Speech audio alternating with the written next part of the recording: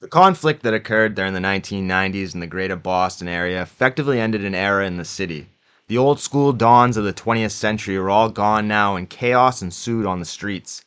Out of the ashes, men like Gigi Portalla, who had the muscle, rose through the ranks to seize power for themselves. Let's discuss some key points in this underworld saga, plus a possible twist in Gigi's story that a lot of people probably aren't aware of. What's up, everybody? Welcome back. So I got a quick video for you guys just to keep you entertained while I put together the final touches on a massive video that I've been working on for a few months now. Luckily, the last few weeks have brought a couple big headlines in the news to keep the videos flowing while I work on this big story that I think is going to grab a lot of people's attention. Now, focusing on the video that I'm bringing you guys today, it's something that occurred almost 3 weeks ago right before I went to North Conway in New Hampshire with my kids. I released a video announcing Gigi Portalla, aka Vincent Michael Marino's release from federal prison after 27 years of incarceration. I actually got a shout out from Scott Bernstein, who was one of the first people to have an organized crime podcast. It's kind of a legend in the genre for breaking the story. I got a little flack from some longtime viewers for it, and while I do respect everyone's opinion, I was most concerned with one person's in particular, and that's Gigi himself. Luckily, Gigi happens to be a fan of the channel and likes what I'm doing. I admit I was a little bit nervous making the video just in case Gigi didn't want the attention or wasn't a fan of me in general. I knew he was getting out because I'm friends with his brother Eddie on Facebook and I saw the post, so I just went with it. I want to apologize to Italian Stallion, a longtime viewer and subscriber. He told me to smarten up and just reminded me of how my father used to talk to me when I was a kid, so it kind of aggravated me. But I'm just glad Gigi is cool with my videos. It's definitely another name I'm glad not to have on my enemy list, that's for sure. Like my instincts told me after doing 27 years in federal prison, he's not going to hit the streets and start cracking coconuts and extorting people and whatnot. He's been locked up, but he's still privy to how much things have changed since the late 1990s. He is most likely well aware that the federal government, with all their technology, has made it almost impossible to successfully get away with crime. He's probably also well aware that a man with his experience and background can get compensated pretty well for their story. So obviously Gigi's name rings bells in Boston and the greater New England area. He was one of the main players in the bitter conflict of the 1990s. After the unsuccessful attempt on Cadillac Frank Salemi in a parking lot on Route 1 in Saugus in 1989, the crime in which Portalla just got out of prison for after 27 years and still to this day contends he was not there with Enrico Ponzo and didn't commit the crime. Nonetheless, he did the 27 years without working a deal with the feds or cooperating in any way, shape, or form.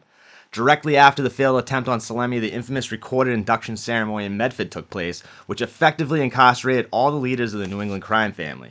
After this, Cadillac Frank unleashed a wave of destruction over the greater Boston area, resulting in numerous deaths. The so-called renegade faction, led by Robert Bobby Russo Carrozza, J.R. Russo's half-brother, fought tooth and nail with Frank's faction, which included Mark Rossetti, later Bobby Luisi, and many non-Italian henchmen like the feared Kevin Hanrahan, Gordon O'Brien, and Richie Devlin, among others. To curb the escalating violence, the feds continued to aggressively pursue the Italian Cosa Nostra in the greater Boston area. Once Junior Patriarca went to prison after the embarrassing taped induction ceremony, Cadillac Frank wrestled control of the family for a time and took the reins from Providence back to Boston, all the while keeping close contacts with Luigi Baby Shax Minacchio, who would soon become boss of the family, and Bobby DeLuca, one of Frank's most trusted underlings, who also turned out to be an informant for the FBI.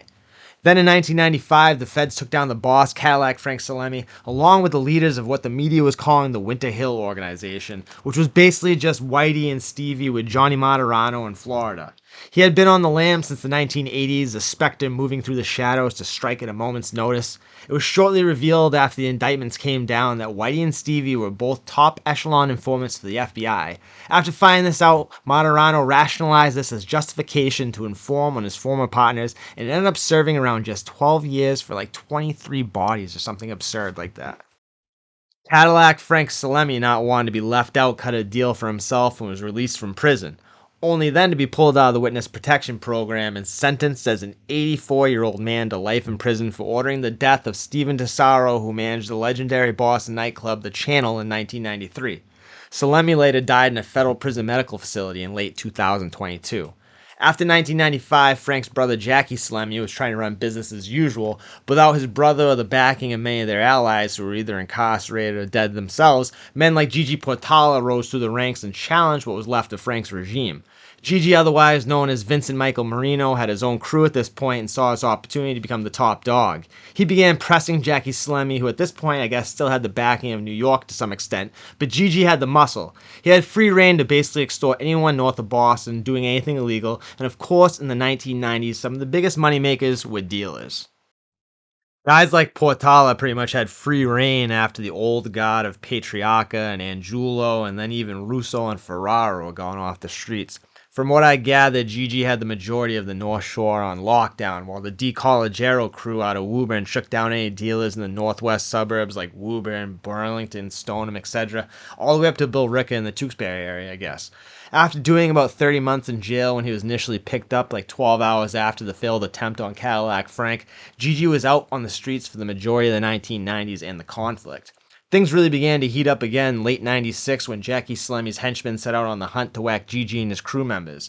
An associated Gigi was nearly taken out sitting inside of a law firm in October but survived the attack. Then in November, a month later, Gigi and his driver Charles McConnell were almost taken out while socializing at the busy Caravan Club in Revere around 1 a.m. There were over 150 people at the club when the blast went off. The front window shattered as patrons ran off screaming. Gigi and McConnell were both hit but survived their injuries. Just a short 15 minutes later, a few minutes up Route 1 in Saugus, one of Gigi's top enforcers, Bobby Nogera, got whacked in a Comfort Inn parking lot, most likely by the same team that attempted to take out Gigi and McConnell in Revere right before, or it could have been another hit squad from the same crew. As far as I know, no one's ever been convicted of the crimes. Now, this leads us to one of the more interesting elements to Gigi's story. Less than 3 weeks after Gigi was hit in Revere nightclub, he and his driver McConnell were arrested at Logan Airport by the DEA trying to execute a sale of a Kiev Colombian product. Portalla was flabbergasted. How could he get caught? He didn't understand how this was even possible. Did someone set him up? That's when the DEA informed him that they had inserted some sort of tracking / possibly listening device into his body after he was wounded a few weeks prior. Basically, what they told him was that while he was under anesthesia, the doctors were removing pieces of shrapnel from him. The feds asked the doctors to insert some sort of chip or something of the like into Portalla's body. Now, this is completely crazy, and of course, Gigi went nuts. He wanted to sue the feds asking for an ACLU lawyer. I think that would be most people's reaction to finding out that the federal government had inserted some sort of device into their body without their consent. Once Portalla took this stance, the DEA changed their story. Instead of asking him for their property back, they claimed it was all a charade. They claimed that they never inserted anything into his body and it was just an off-color joke by an agent trying to get a rise out of Gigi. Then they painted Portalla out to be some sort of wacko that was talking nonsense. Talk about manipulation. The feds violated someone's civil rights and then flipped it around on them and tried to make their case look invalid. As I've personally spoken to Gigi, this story is actually much more complicated and layered than it might have originally seemed. I was pretty sure that the situation was a certain way and that was the fact of the matter. But now after all this time and actually speaking to the man himself, the story is much more complicated than it might have originally seemed. Now, I'll tell you personally, I'd be more inclined to listen to a guy like Gigi's side of the story and trust him more than the incredibly corrupt federal government that has been in the city of Boston pulling the strings of the criminal underworld like some sort of syndicate puppet master since at least the late 1950s. So many people, criminals and innocents alike, have died in Massachusetts because of the crooked and corrupt federal agents, all while men spent decades in prison while worse criminals inform on them and continue to operate under the protection of the federal government. In 1997, the last players in the conflict were mostly rounded up off the streets. Robert Bobby Carrozza, who had been in prison for the induction ceremony for years now, was re-indicted and charged with running the renegade faction while in prison, and allegedly was calling the shots from his prison cell. Gigi was included in the indictment with many other members of the so-called renegade faction. Gigi claimed that he was not in the car with Enrico Ponzo and did not participate in the attack against Salemi in 1989. Ponzo was on the lam for years and years on a cattle ranch in Idaho and was not at the trial. Gigi hoped that Frank Salemi would do the quote-unquote right thing and say that Gigi wasn't there, but instead he pleaded the fifth. Right there, Salemi sank Gigi's hope of getting off scot-free. Now, he could have easily pled out and got a much lighter sentence, probably being home a decade, if not decades earlier, but Portalla, a man who lives by a code, swears that he did not do the crime, thus refusing to accept responsibility for it.